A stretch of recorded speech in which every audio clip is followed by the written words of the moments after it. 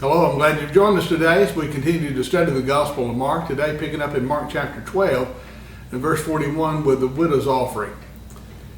In verse 41, it says, "He sat down opposite of the treasury and began observing how the multitudes were putting money into the treasury. Many rich people were putting in large sums. And a poor widow came and put in 2 small copper coins, which amounted to a cent. And calling his disciples to him, he said to them, 'Truly I say unto you, this poor widow and has put in more than all the contributors to the treasury. For they all put in out of their surplus, but she, out of her poverty, put in all she owned, all that she had to live on.'" You remember in our previous study, it's been a long day of controversy as Jesus is dealing with his enemies who have come with question after question, trying to trap him. They were looking for an opportunity to try to discredit him before the people, but Jesus has silenced them, usually with a counter question that they could not answer or would not answer because of their hypocrisy. And he's ended with a question of his own concerning the Christ and his person, which they could not or would not answer, which revealed the person of Christ to be both man and God, which Jesus showed himself to be. Now, after warning the people about the scribes and their hypocrisy, before leaving the temple, Jesus uses this example of a poor widow to draw stark contrast between those who he just warned about and showing what a true offering and true worship is all about. In the eyes of the world, the offering and the service this poor widow offered was meager. It was insignificant, especially compared to the gifts of these hypocrites who had brought in costly, great amounts.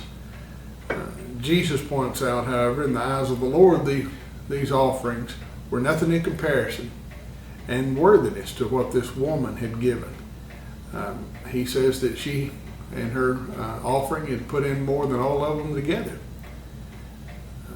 She might have only put in 2 small copper coins, which amounted to a cent, but it was all that she had. And it's interesting, she didn't just put in one of them, she put in both of them. She gave everything she had to live on, which wasn't anything. And what a contrast this was to the offerings of these hypocrites who give to be seen and only give out of their surplus. This should cause us to examine our offering to the Lord, and not just our contribution on the first day of the week, but our whole offering and service to the Lord. Is it truly a sacrifice? Paul tells us in Romans 12 in verse 1, urging us by the mercies of God to present our bodies a living and holy sacrifice unto the Lord, which is our spiritual service of worship, he said. You know, the Lord looks at us, he looks at our hearts, and he sees not only what we give, but he sees our motive. He sees the love and the sacrifice involved. True sacrifice is going to cost you something. It goes beyond our surplus. And our offering can, I suppose, both best be measured by not just how much we give, but how much we have left out of what we keep. This is true, not, as we said, not just concerning our money that we contribute, but also our time and our efforts in the Lord's service. It's interesting, we're not told this woman's name. To men, to the world, she was a nobody. But the Lord knew her, and we'll be blessed if one day we're able to be where she is and to learn who she is in that day. Stands as one of the greatest examples of liberality in the Bible. Mark continues in chapter 13 in verse 1. It says, when Jesus was going out of the temple, one of his disciples said to him, "Teacher, behold the wonderful stones and the wonderful buildings." And Jesus said to him, "Do you not see these great buildings? Not one stone shall be left upon another which is not torn down." Jesus is leaving the temple for the last time. In Matthew's account, we're told that after lamenting over Jerusalem and decrying the rejection of those whom God had sent to Jerusalem, and they were unwilling to hear them, Jesus then declares to these Jewish leaders in Matthew 23 and 38, he says, "Behold, I leave unto you this house desolate." He said in verse 39 of Matthew 23, "I say unto you, from now on you'll not see me until you say, Blessed is he who comes in the name of the Lord." And his disciples had heard that. Mark records him just going out, and they're pointing out these buildings. And of course, hearing, "I leave unto you this place desolate," would cause some question in their mind. The disciples pointing out these beautiful buildings, these beautiful huge stones that these magnificent buildings were made out of. Some of those stones over 30 feet long. And Jesus foretells of the destruction that's going to come. He points out that there's going to be complete, total destruction of these things. He says, in fact, there's not going to be one stone left upon another. And the disciples seem to be silent after that. After they go out of the city, they cross the dark Kidron Valley over to the Mount of Olives. And you can imagine them sitting there, looking back as the sun sets in the west, looking at the silhouette of the beautiful temple and its buildings, and thinking of those words, "Not one stone will be left upon another." Verse 3, it says, "As he was sitting on the Mount of Olives opposite the temple, Peter, James, and John, and Andrew were questioning him privately. They said, 'Tell us when these things will be, and what will be the sign when all these things are going to be fulfilled?'" Of course, again in Matthew chapter 24 and verse 3, it tells us that they put these things together with the coming of the end of the age. And they said, "Tell us when these things will happen. What is the sign of your coming and the end of the age?" The disciples want to know when these things are going to take place. He's talking about the destruction of Jerusalem, the temple. And they cannot imagine these things coming upon Jerusalem, the pride of Israel, without this being anything less than the coming of the end of the age, the end of the world. They couldn't separate those two things. In their mind, the destruction of one meant it was all going to come to an end. But we see in this context that Jesus separates the two, giving warning and signs concerning the coming of the Son of Man in judgment upon Jerusalem and Israel as a nation, but talks about how the passing of heaven and earth of that day and hour no one knows. Mark 13 and verse 32, he said, "Of that day and hour no one knows, not even the angels in heaven, but the Son, nor the Son, but the Father alone." We'll get to that. But Jesus, first of all, begins answering concerning the destruction of Jerusalem, warning them about these things before they come. This would, according to history, we know, took place in AD 70 at the hands of the Romans.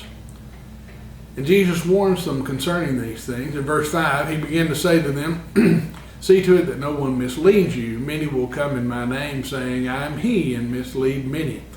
And when you hear wars and rumors of wars, do not be frightened. Those things must take place, but that is not yet the end. For nation will rise against nation, and kingdom against kingdom, and there will be earthquakes in various places, and there will also be famines. These things are merely the beginning of birth pangs. But be on your guard, for they will deliver you to courts, and you will be flogged in the synagogues, and you will stand before governors and kings for my sake, and as a testimony to them." He says in verse 10 that the gospel must first be preached to all nations. And when they arrest you and deliver you up, do not be anxious beforehand of what you're going to say, but whatever is given you in that hour, for it is not you who speak, but it is the Holy Spirit. And brother will deliver brother to death, and father his child, and children will rise up against parents and have them put to death. And you will be hated by all on account of my name, but the one who endures to the end shall be saved. He warns them in this time period between now and the time that Jerusalem would be destroyed, that false Christ would appear, and they would try to lead men away with their false teaching. He warns against the temptation to see any particular rumor of war or war itself or any calamity as a special sign of what was to come. whether it be earthquakes or famines, all these are just the natural orders of event, Jesus is saying. He said these are merely birth pangs. It's nothing to what is coming.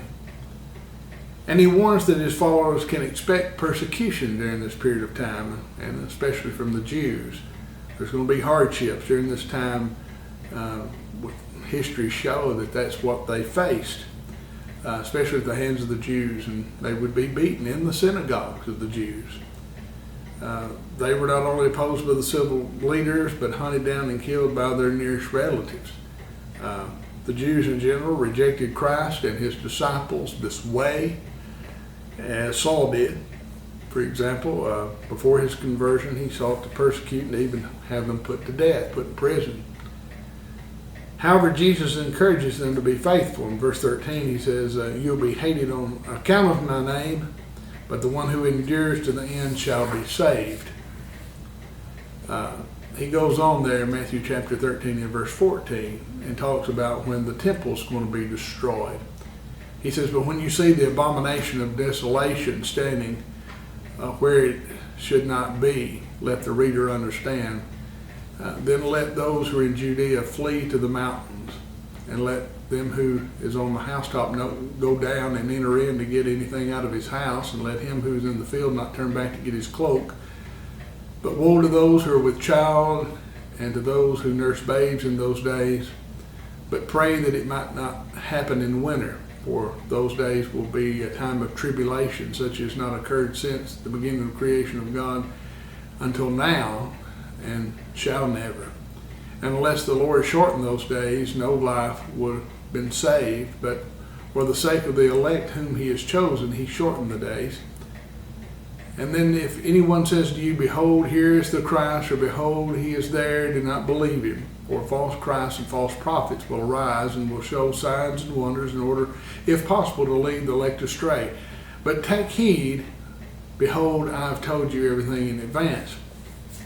Now, some people mistakenly use see this as a prediction of the final coming of the Lord in the end.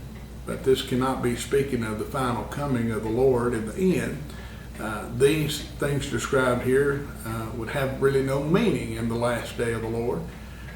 In the final day, fleeing to the mountains is not going to be an option. When the Lord appears, all are going to be taken unto judgment. Fleeing to the mountains are not going to be something that anybody's going to do. Turning back for a cloak or going back into the house to get something. Now, that's not going to be an option in the great and final day of the Lord when he returns. And it's not going to matter if you're pregnant or nursing, or it's not going to matter if it's winter or summer. These are things that would have a bearing, however, when the Romans came in their destruction of Jerusalem and the temple. The abomination of desolation, the destruction of the temple, and Israel as a nation. In the Gospel of Luke, in Luke chapter 21 and verse 20, he even said, but when you see Jerusalem surrounded by armies, then recognize her desolation is near. When you see the armies gathered around, you know it's time to get out of the city, to flee to the mountains, to try to avoid this destruction. And he warns them to do this. And history tells us that those who escaped are those who took heed to this very warning. The warning not to leave and go down into the house and get something, or go back for a cloak. The point is, there's not going to be a time. When you see this happening, you leave, and you leave then. You need to escape. And the reason why it would be hard to be with child or to be nursing a child, because then it would even be all the more dangerous and all the more hard to be able to flee. Be hard to survive in winter without any provisions, having to leave so quickly. Matthew adds, Matthew chapter 24 and verse 20, that they pray that not be on the Sabbath. The Sabbath would be a time when the gates of the city would be closed. It would be that much more difficult to flee, and to flee quickly.